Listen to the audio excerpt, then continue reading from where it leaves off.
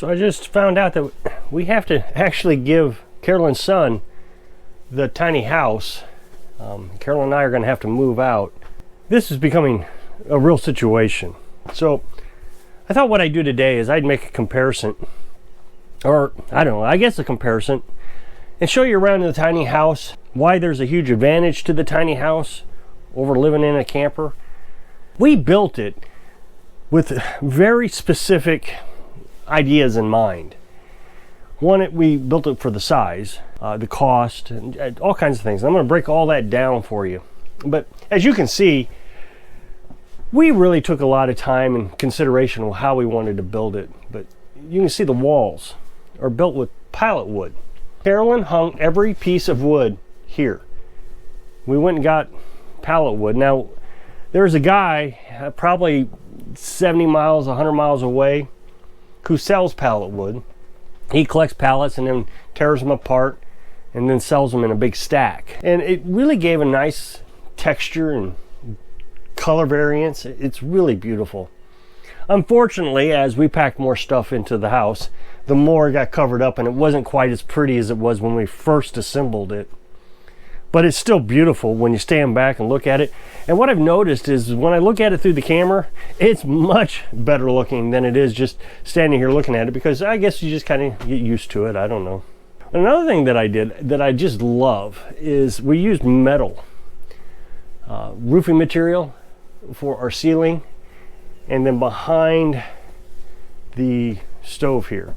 Now there's a much larger YouTuber who did the same thing, so I know he was watching my videos. I found that was kind of cool, but he did the same thing behind his wood stove. Now the house cost $5,000 to build, and we built it during the pandemic when wood prices were just going through the roof. We were able to find a lot of sales on Facebook Marketplace. So like this window, well, all the windows, but Carolyn's little spot over there. So I tried to keep Carolyn out of the picture, as you know, so you won't get to see the whole place. But the windows were used. This one was actually still in the package. I guess they just didn't like it or what. So we bought the 3 windows and a door, all from the same guy, and we probably didn't pay $700 for the whole set.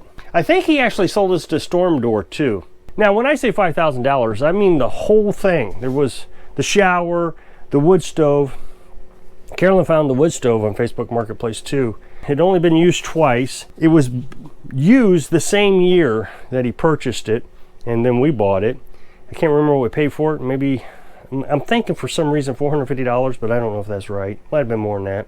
You can go back to my channel and go to playlist, and it'll show you the tiny house build. There's a playlist there's a lot of videos on that. It took me 3 or 4 months, I don't remember how long, to build it. Now, we started out in the springtime of the year that we moved on this property, and I put the floor down. So we took the old mobile home off the trailer frame. This is built on a trailer frame. And then we built this on top of the trailer. So I started with the floor because we had the materials available to build the floor. I used a lot of materials from the trailer itself to build the floor. Then we didn't do anything to it until like September, because we kept collecting stuff, the windows and the OSB that went out on the outside. Now the walls are built with 2x6s. You can actually see here, I would imagine that you'll be able to see that the window frame is a 2x6. Carolyn used this here. These are both, that's a 1x6 and a 2x6 to build a shelf for her plants and stuff. So that shows you that it's a 2x6, which gives us a lot of space for insulation. I will admit that the attic needs more insulation. It's not that we can't insulate it more. You may remember I was going to make a loft out of the attic. So my intention was to insulate here at the ceiling, which it is insulated, but not very thick. It has a 2x6 worth of insulation, whatever that is. I forget, it's or something. And then I was going to insulate the gable also. Well, I never got to it. I never got around to making a loft. So there's no insulation up there. So we're actually a little skimpy on insulation in the attic, but it is something that we can add. Now, here's the thing. I'm not too sure I want to add insulation, because when we fire up the wood stove, it gets hot in here sometimes if we're not careful. So I start the wood stove when the temperature in the house gets into the 60s. And depending on the temperature outside, it can get up to 90 degrees inside the house within an hour. And then the heat is retained in here for so long because the wood stove is very efficient. So it can retain heat in here 6-8 hours before it drops back down to that 68 degrees or so. So I only got to light it 3 or 4 times a day, and it just doesn't use a lot of firewood. So my concern is if I actually insulate the ceiling more, it'll actually get hotter in here. Although it may stay hotter longer in here, I'm worried that it just burns out of here. Now people always tell me, get a smaller wood stove. I don't need to get a smaller wood stove. The wood stove's fine. If you want to produce less heat, use less firewood, which is I've tried to demonstrate many times. And they only make one size smaller, so it's not like we can get much smaller. Now I know people can say, oh, get a camping wood stove and all kinds of stuff. This thing is so efficient. It has reburners in it that burns the smoke, and there's no smoke coming out of the chimney. It's like, I don't know, 80% efficient. It's just incredible. I really love these new wood stoves. And then we have the shower. So you can see here the shower water heater. This is an on-demand water heater. It's a camping water heater. I've showed this many times. I'm not going to demonstrate it again. The water comes in from the tank outside. We fill the tank. It's a 275 gallon IBC tank. We fill the tank up, and then there's an RV pump that brings the water in. Now the battery compartment isn't working correctly for some reason, so we have to open it, and then you may have heard it kick on, and now it's producing hot water. It's instant hot water. But there's something wrong with the battery compartment, but this actually helps us out, because if we want cold water, just leave that open and we can get cold water out of there also. And all you got to do to adjust the temperature is turn this knob. Then Carolyn built, again, she did a lot of stuff inside here, shelves. And she made these out of 2x6s and pallet wood.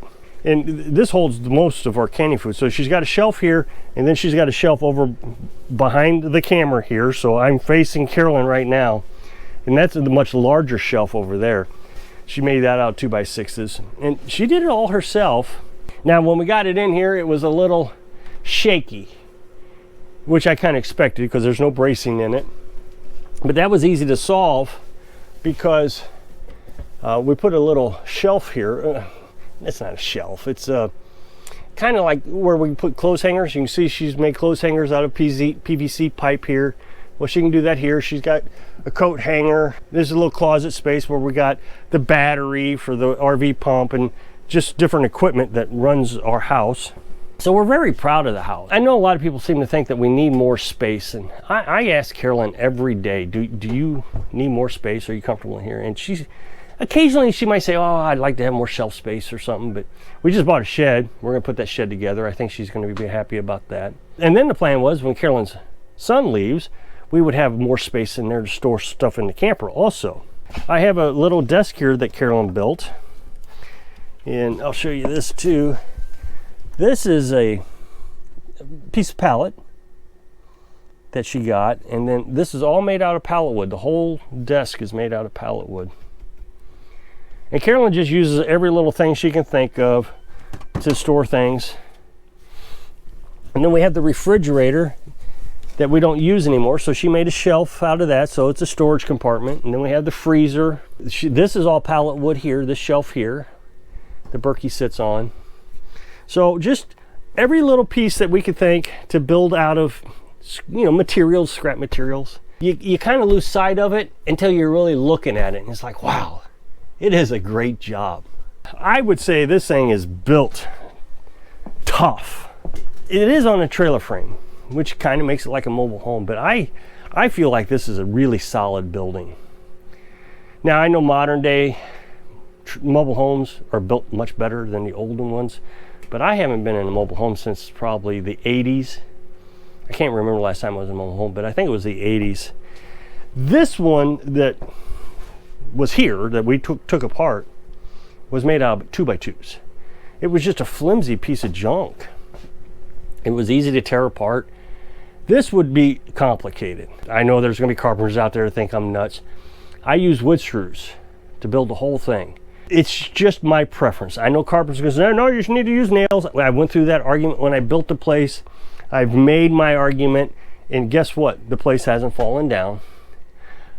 I think there were actually people out online gambling that this place would fall down. I would like to see who actually won that gamble. I wish they would have let me participate in it. I'd put my life savings into it because I knew it wasn't going to fall down. We built the trusses out of 2x4s. And again, everybody said that was going to fall down. You got to use, 2x6s and 2x8s. I mean, they were just so overbuilding this thing. But my dad was building a house, and it's much larger than this one, down in Florida, a quarter of a mile from the Gulf Coast, where there's hurricanes all the time. The engineers came in and helped him design or do something, I don't remember, but the engineers, the county inspectors and all that, he had to get the whole thing approved, and he built it all out of 2x4s. And he has an upstairs, so ours is just a gable, little crawl space. He literally has an upstairs where people sleep in and walk around in, and it was out of 2x4s. So that you see the screws running across here, there's a 2x4 there. And when the wind blows, you don't feel anything. And then of course the outside, I feel like I built just as strong as you could build it. We made it with that metal roofing material. And again, all this is calculated into the price. The water tank, all of it cost $5,000. The chimney, which was kind of one of those sticker shock things, you see the price like, my goodness. But I think each 3-foot section of the chimney there, that's triple wall chimney, was $100 a piece if I'm not mistaken, and I think I had to have 4 of them, so it was pretty expensive. Then we have the porch. Love the porch. Again, nobody thought that would last. I've made videos about this, how it was already falling down. It's obviously because the first snow, it was supposed to fall down. That's what I was told. Now Carolyn does all her cooking out here. This is the way she wanted it. She wanted her cooking area outside the living space. She gives very little complaint. Now again, now that we have the camper, that she said there are times that she thinks that she would like to go down there to the camper and cook. And if her son were to leave, she would probably go down there and cook. Then she got to thinking about it. Well, in the summertime, it'd be too dang hot to cook in there. So she wouldn't go in there summertime. And in wintertime, you'd have to turn on the heat. So why not just do it out here? I am going to buy her a chair so she can have a chair out here. Those old lawn chairs, they just don't last very long. And I think the last set we had just fell apart finally, so I never replaced them. So we're going to get a couple lawn chairs so we can sit out here and eat watermelon again. And so she can sit down and cook, so she doesn't have to keep going in and out. But the biggest problem with this is when she goes in and out during the wintertime, it cools the house down really quick. I was told in the comment section that now that we have the camper, we should move into the camper since it has more room and let her son live in this since he's just one person. And I don't even understand the mindset of this. I mean, I just don't understand how people can actually type something and think they're making a good logical discussion. Well, first of all, if we needed more space, there's several things that you have to think about. One, we could have just built a bigger building. Why build this if I just wanted a bigger place? Now, I know I've said many times it's because it was under so many square feet and I could come in under code. This is what we wanted. We wanted a small place. But let's just assume for a minute that I have said in a video, which I haven't, that I wish we had a bigger place. And we parked the camper here. I'm too stupid, apparently, to think, maybe I should move in there and let her son move in here. I'm not smart enough. I need a commenter to tell me that I need to move in there. But I don't understand why I need to move in there. I'm actually kind of concerned about several things with her son living in there. The wintertime is going to be a nightmare to live in there. Now, we could get one of those camping wood stoves. Carolyn's concern is it may not be safe. These things are not built that well. Campers are not designed to be lived in. A lot of people do it, but they're not designed to. They fall apart so fast. They're made out of cheap materials. I actually watched a documentary on how they build them. I've engineered manufacturing processes for my career. That's what I used to do. The way they put these together in the manufacturing, it's terrible. I can't imagine anybody doing that. You go down to Ford or John Deere, which I've been to both places, and they got these lines and the cars and the tractors are moving down the line. When you're building these things, the people bring the components to the trailer. It's not an assembly line, it's just a cluster mess. They're not built well. It's going to be hard to heat. They're not insulated well. The water is going to be a nightmare to figure out. There's just nothing positive about moving into this camper, even if I wanted to live in someplace bigger. We put Carolyn's son in there. Hopefully it's temporary. We're hoping that he can get back on his feet before wintertime. If not, this winter is going to be quite the challenge. I mean, heck, just trying to get water to it in the winter is going to be a challenge. So no, I don't want another challenge. When I've already challenged myself to be happy with what I got. The only thing I can imagine is people want me to show them how to do something. I showed them how to build a tiny house. No, I don't want to build a tiny house. That's too much work. I just want a camper. Show me how to live in a camper. So if you'll click this up next box to take you to a video where I was talking about stepson won't pay the bills. So I hope I can inspire you to put some effort into your living quarters so you can live your dreams.